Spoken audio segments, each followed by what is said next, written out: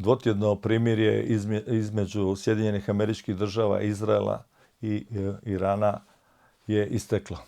Bilo je velikih prijetnji, bilo je dogovora da će, kao ukoliko pregovori ne krenu, da će biti veliki napad kakav Iran nikada nije doživio i tako dalje. Iran je na to naravno odgovorio da će oni pokazati i druga oružja s kojima oni raspolažu.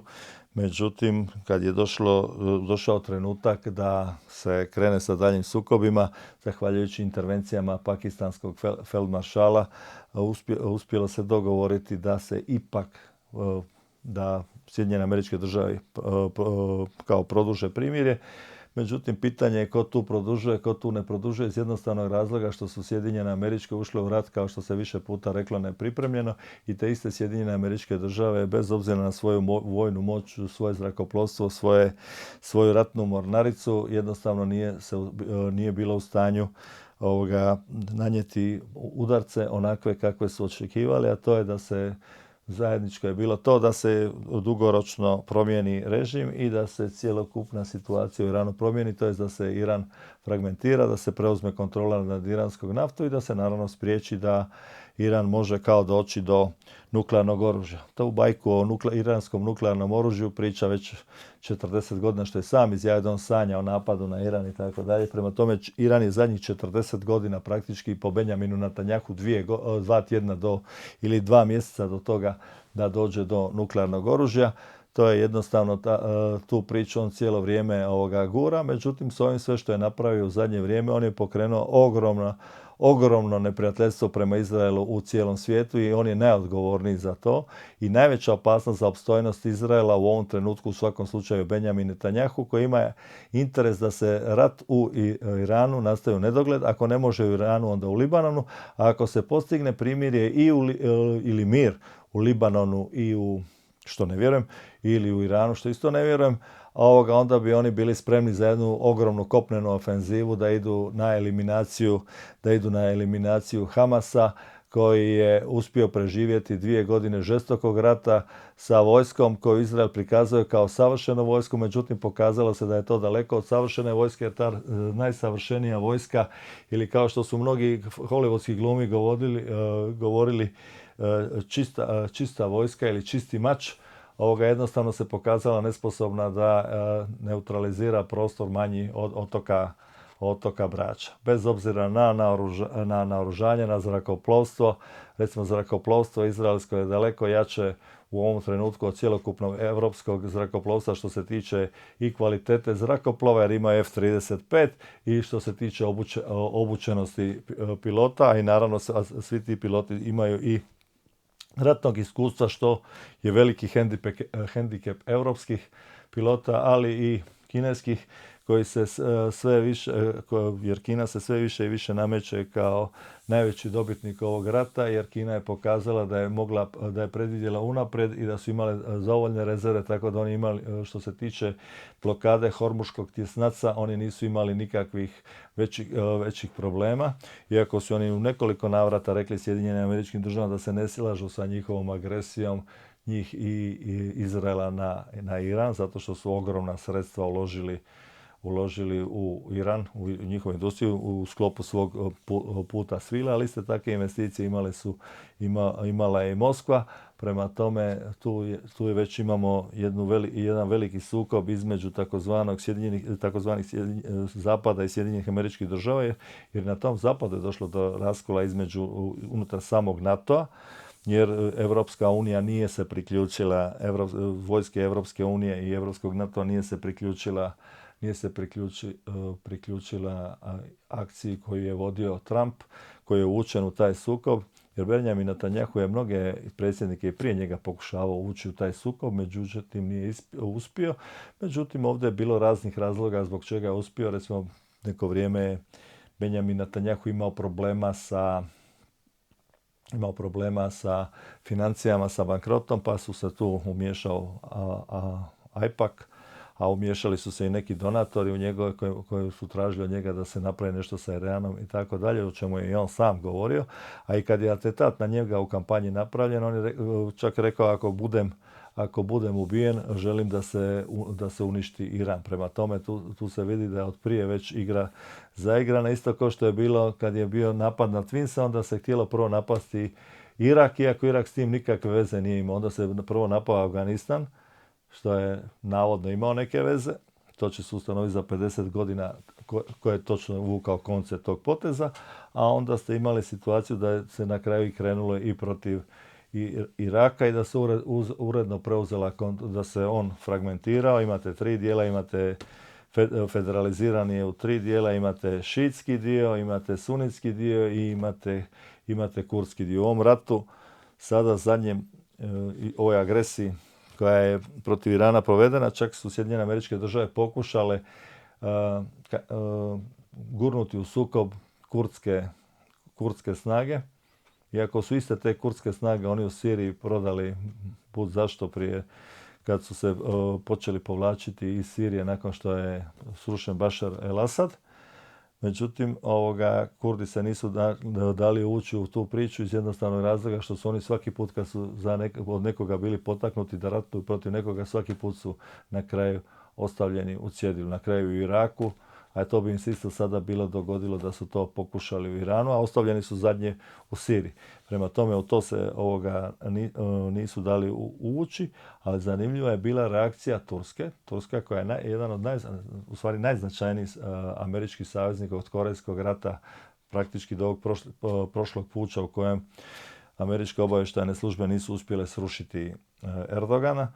On je rekao ukoliko bilo kakve kurdske formacije krenu protiv Irana da će se oni umiješati u rat. A on je već inače u vrlo nategnutim odnosima i sa Izraelom što se tiče situacije u Siriji, iako istovremeno nafta za Izrael koja dolazi iz Bakua cjevovodom do Ceana i dalje se prevozi brodovima, uredno putuje prema Izraelu, iako su odnosi prilično loši, ali biznis je ipak, kao što vidimo, na prvom mjestu. A taj biznis na prvom mjestu vidjeli smo kako se ubrzano bogati ekipa oko američkog predsjednika Trumpa kad dobijaju informacije unapred. Tako ste imali čak i pokušaj njegovog ministra rata, ne obrane nego rata, tako su promijenili ime.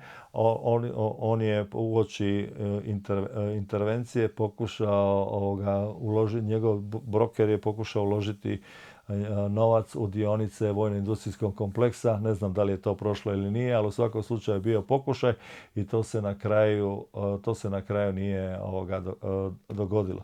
Međutim, imali ste i njegov sin je sudjelovao u tim transakcijama, prema tome svi se oni lijepo bogate, dok jako velik broj ljudi ničim izazvan gine. Imate situaciju u Libanonu.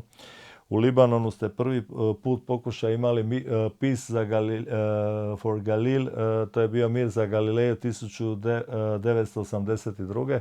Kad su izraelska vojska došla do rijeke Litani, oni su taj područje držali od 1982. do 2000. Onda su se bili prisiljeni povući. To tada je bio zapovjednik i koji je donio odluku o povlačenju. On je završio u Parizu, general Lahoud.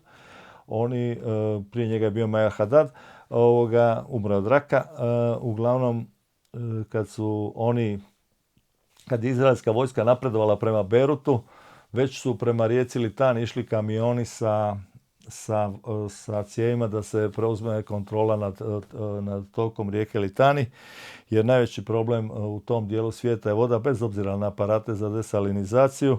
Međutim, činjenica je da, recimo, obrazloženje kako se brani tu 30 km, otprilike od 26 do 30 km je kako gdje od međunarodne granice između Libanona i Izraela do rijeke Litani. Međutim, to za današnje uvjete ratovanja, za rakete, za dronove, to jednostavno ne predstavlja nikakvu bitnu stratešku dubinu, nego se to radi o pokušaju zauzimanja teritorija i preuzimanja kontrole vodotoka, isto kao što je preuzeta kontrola vodotoka nakon što je zauzeta Golanska visoravan, jer za vrijeme oca od Bašara al-Asada, dok su oni kontrolirali Golansku visoravan, oni su napravili prokope i cjevovode tako da što manje vode ide prema Izraelu, pokušavajući na taj način ugroziti opstojnost Izraela. Međutim, svi koji su do danas ratovali protiv Izraela na ovaj način, da li su prvi počeli ili nisu, nevažno za ovu priču, ali najveća opasnost za Izrael u ovom trenutku u svakom slučaju je njihov premijer, najdugovječniji premijer, jer ovo što on radi u stvari, ne samo on, nego dugo to traje, to je nekakav puzajući genocid gdje se pokušaju eliminirati Palestinci. To je radio i njihov prvi premijer Ben Gurion, jer oni su praktički tada zauzeli 50% teritorija od teritorija predviđenog za palestinsku državu. Ta palestinska se država nije dogodila ni u kom pogledu, a sada uporno govore da to neće dozvoliti i žele na bilo koji način pojačati broj stanovnika Izraelaca, to jest Židova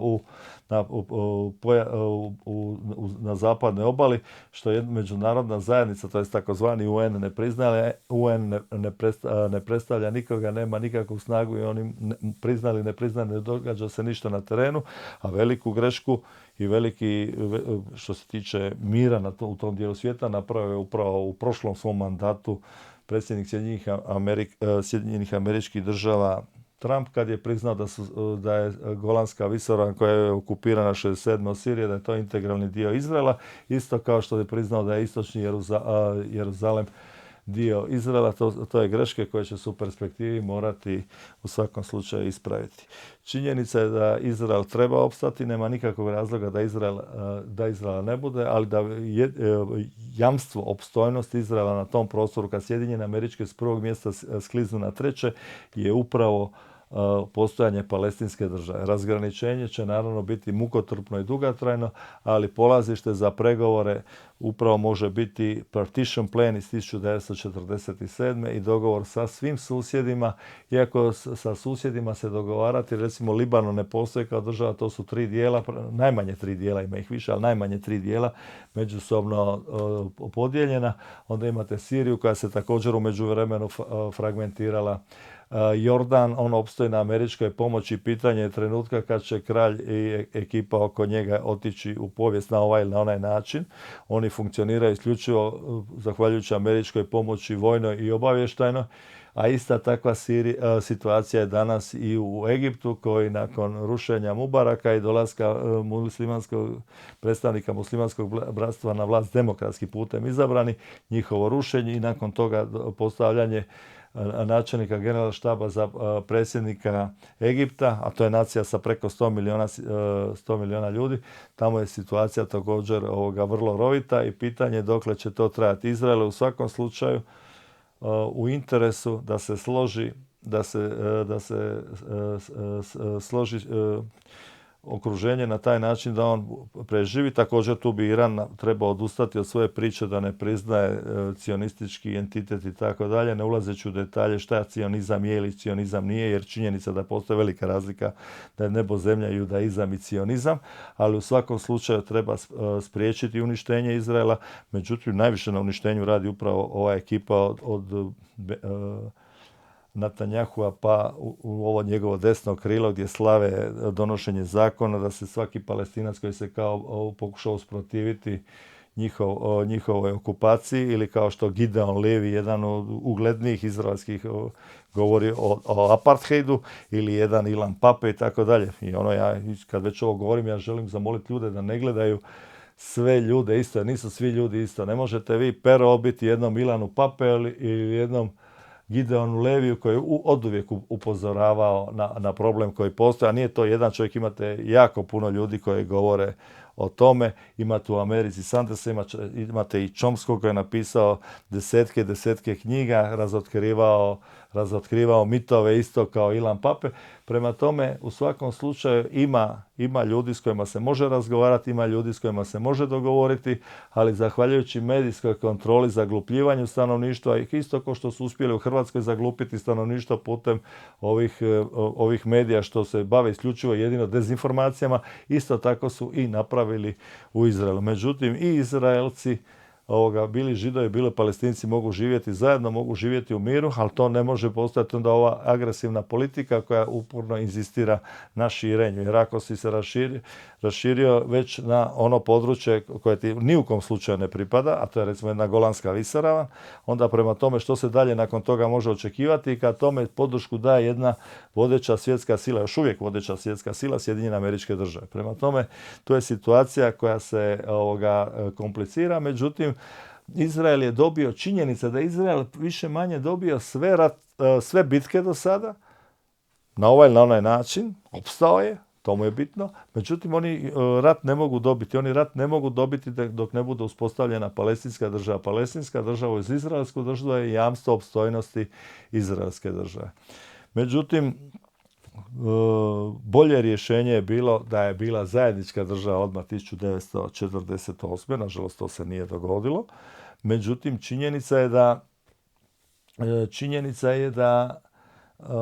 da sada je mržnja tolika da prijelazno rješenje u svakom slučaju treba biti postojanje dvodržavnog rješenja za kojeg mnogi već smatraju da je mit dvodržavno rješenje. Zašto? Zato što u stvari izraelski dio priče od Ben Guriona pa do najdugovječnijeg današnjeg Benjamina Netanjahua nije to želio. A Benjamin Netanjahu želi beskrajni rat.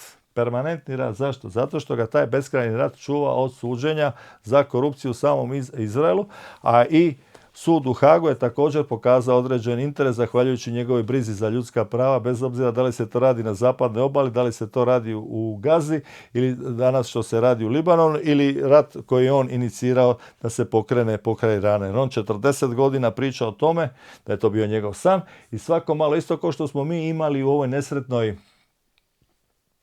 koroni, sljedeća tjedna su ključna, tako je ovdje sljedeća 2 tjedna su ključna, jer evo Iran samo što nije napravio nuklearno oružje. Iran je imao fetvu, on nuklearno oružje nije napravio, da li ga on može napraviti, to je pitanje, međutim ne postoji država koja može određivati drugoj državi, to jest ne postoji narod koji može određivati drugom narodu da li će on imati nešto ili on neće imati nešto.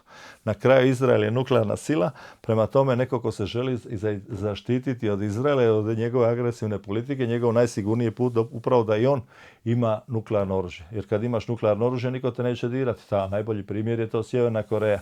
Sa Sjevernom Korejom su Amerikanci se igrali sve do onog trenutka dok se nije ustanovilo da stvarno ima atomsku bombu, a onda su povukli ruču. Zašto?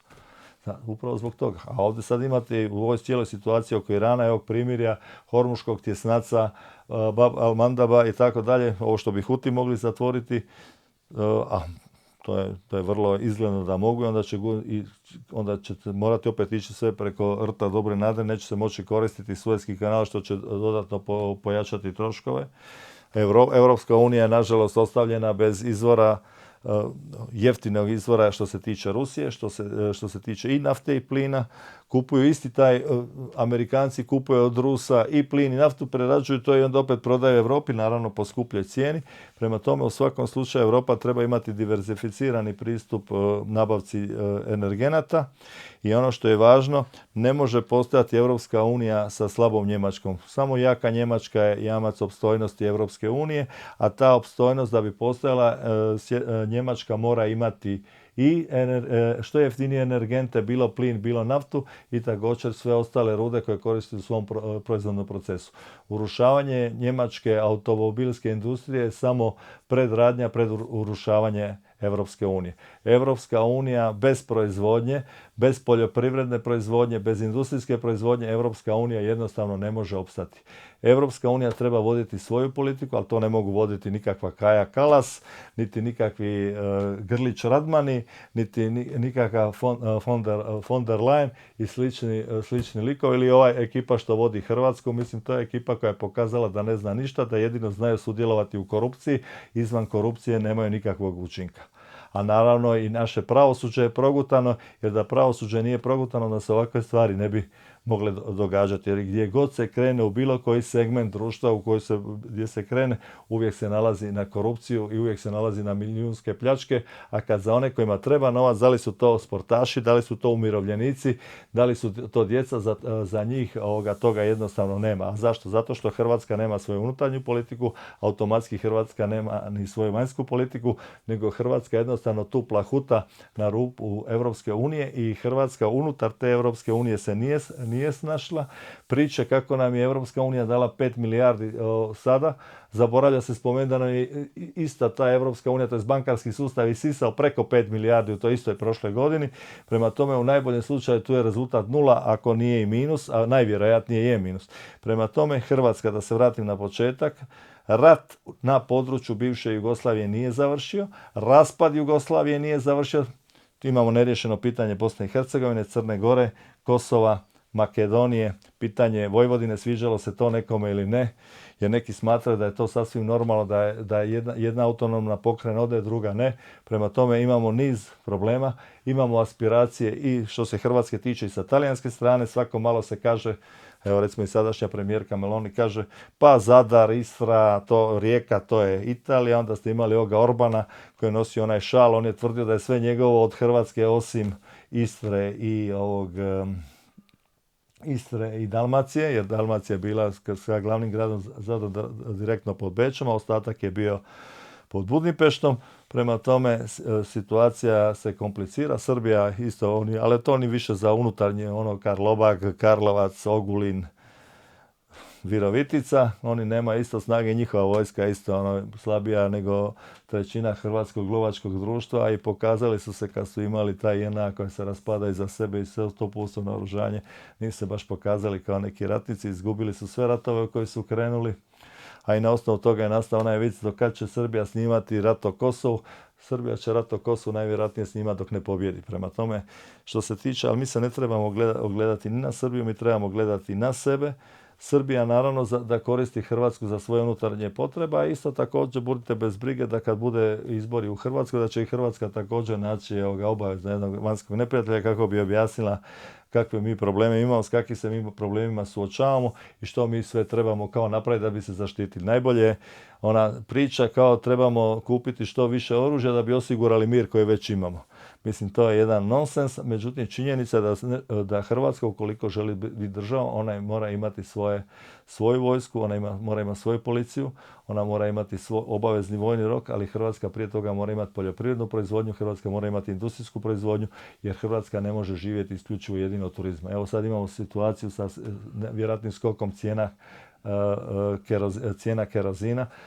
Mi ako imamo 20% od turizma, to znači da će značajno pasti broj turističkih posjeta, broj turističkih noćenja, a već je sada Lufthansa najavila bitno sjećanje određenih linija u Europi, a značajan broj tih linija odnosi se i na Hrvatsku. A većina suvremenih turista na drugom mjestu su zrakoplovi prije toga sad, međutim cijela ta priča ako krene, onda će se to prilično, jer svaka će zemlja pozvati naravno ljude da ljetuju u svojoj zemlji i da na taj način čuvaju standard u vlastitoj zemlji. Prema tome Hrvatska je u jako nezavidnoj situaciji, a Hrvatska ništa nije napravila po tom pitanju da bude barem što se hrane, ako ne cjelokupno, ali značajnog dijela hrane da bude samo dostatna sebi i da naravno hrvatski poljoprivredni proizvodi nađu svoje kupce i izvan Republike Hrvatske. Mi imamo, recimo imali ste prije veliku proizvodnju, šta ja znam, u Gavriloviću, odete kad je bio potres u Petrinji, nigdje niste mogli ni jednu svinju naći. Prema tome, to meso koje se tamo obrađuje, najvjerojatnije je isključivo i jedino iz uvoza.